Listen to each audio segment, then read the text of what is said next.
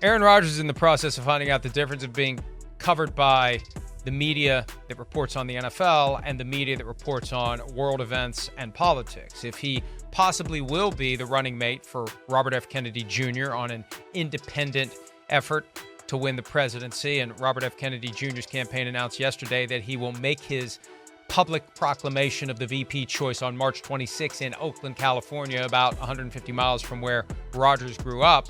This is what's going to happen. They're going to start digging into your past. They're going to start mentioning things that they knew about that previously weren't relevant. Yeah, nobody cared because you're Pamela a sports Brown. player. You're a quarterback. Right. Now this is a different thing. Right. Pamela Brown, who works at CNN, and she's the daughter of Phyllis George, Chris. That was before your time, but Phyllis George was one of the iconic members of the NFL Today when it first started. Yep. Great documentary. I remember debuted Phyllis on Super Bowl George. Sunday. Right.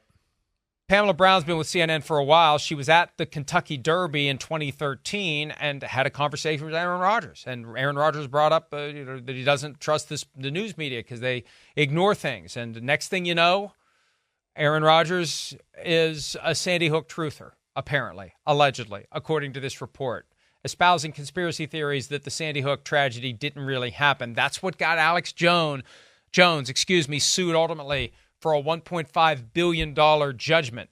So this is out there now, and it's not inconsistent with some of the stuff that we've heard from Aaron Rodgers over the years, up to and including the suggestion to Deshaun Kaiser, former teammate with the Packers, that Aaron Rodgers thinks 9/11 was an inside job.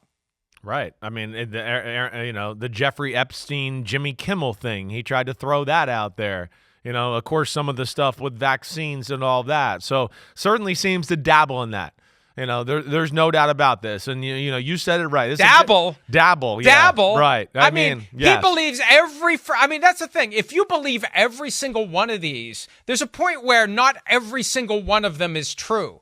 It's like he's all in with every single crazy-ass conspiracy theory out there. Yeah. At least that's the perception that's emerging. No, you're right. You're right. I'm sorry. I shouldn't say dabble. Yeah, he embraces the conspiracy theories. That's where he is. And yeah, screw the perception. It seems to be factual here from what he's shown us, to your point. Now, where I will say, let me just hear you here. And again, I don't believe in any of that stuff. And I think, it's extremely insensitive in a lot of ways with some of that conspiracy theory stuff. Right. But here's the other thing I will say.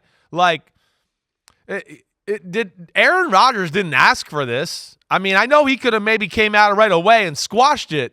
But damn, RFK put him in this position, just kind of out of nowhere. And this has caused people to just dive in. So that's where I feel a little bit bad for Aaron Rodgers. He didn't have a press conference and go, hey, I'm thinking about doing this. And then people dive in.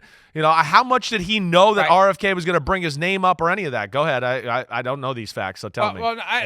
Fair point. Yeah. But these things don't happen accidentally or spontaneously. Yeah. He's been supporting RFK Jr. One of his most recent posts on X is a clip of RFK Jr. saying this is presidential. So he's been hanging around. And I first heard about it. We talked about it yesterday. PFT commenter, my internet son, told me that he was hearing this because he wanted to see if I was hearing it. So this is out there. And if RFK Jr. is crossing that line and injecting him into this conversation without his approval, this is the kind of thing that Aaron Rodgers is going to react to. He's going to be pissed about it. And we've seen him in the past when he's pissed about things. He doesn't hold his tongue. If this was fake, if this was false, he would do something about it and make sure everybody understands he is not considering what would be the ultimate distraction at a minimum to his football career, or at worst, tapping out and walking away from football altogether.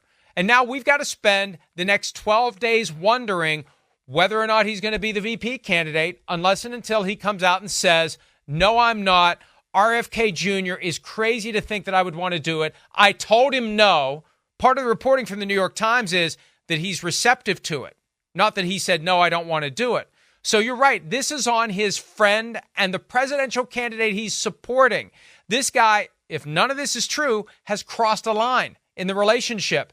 And presumably Aaron Rodgers would be upset about it. Yeah, definitely. I think he, to your point yesterday, he needs to squash this, right? He does for all reasons, because people are going to continue to dig here as the longer he doesn't say stuff, and it's just going to make the public and people less in his corner. Let alone if it starts to get into the 9/11 thing here. Again, I don't think most people here in the New York area, the tri-state area, really know his views, right? Only the people that are in the weeds like you and me and watch this show and follow football all the time know Rodgers is like that. But I think like your base Jets fan, right? Johnny, who might be the construction worker in North Jersey who I went to high school with, I don't know if he knows those little nuances. And some of those people, if they start to find this out, they're not going to respect that because they got close ties to things and people and that went on and were involved in 9/11. So that's where he's got to be careful, let alone he just told us he was on to play 3 or 4 more years. So you can't be a VP, let alone you spent a majority of after the year of we got to stop the leaks and we got to stop the distractions and the thing. And then here we are. I'm going to be the biggest distraction in the organization. That's where it's not going to sit well with people in the organization and people in the guys in the locker room who are kind of like, what's he talking about? He's talking out of both sides of his mouth. So that's where I would hope he would squash this here soon. It's incumbent on him, if it's not true, to say so. And that's the bottom line. And the other side of it, to the 9/11 point, and we've said this a few times, the rough and tumble New York media, he's never been asked a single question about being a 9/11 truther on any occasion that he's been available to the New York media. It was all softballs and flowers when he had his introductory press conference last year. Robert Saleh's brother was in one of the 2 towers when the first plane hit. Yes. The 9/11 was the epiphany for Robert Saleh to quit doing whatever he was doing and get into coaching, because life is precious and life is short and you only have one shot at it. So it's amazing to me. I agree with you. It's amazing to me that New Yorkers aren't aware that this guy, according to Sean Kaiser, thinks 9/11 was an inside job and not a terrorist attack. So this is all going to be laid bare. And the sooner he taps out, the sooner the dogs get called off. That is the political media that will be looking into everything he's ever said and everything he believes. And we have a right to know that in all our candidates. Not that it really matters. I mean, look at the last 9 years. Does it really matter? I don't think anything matters. As long as you're capable of forming a cult, nothing matters. Hi, it's Mike Florio. Thanks for watching PFT on YouTube. Hit subscribe for the latest news and analysis from Pro Football Talk.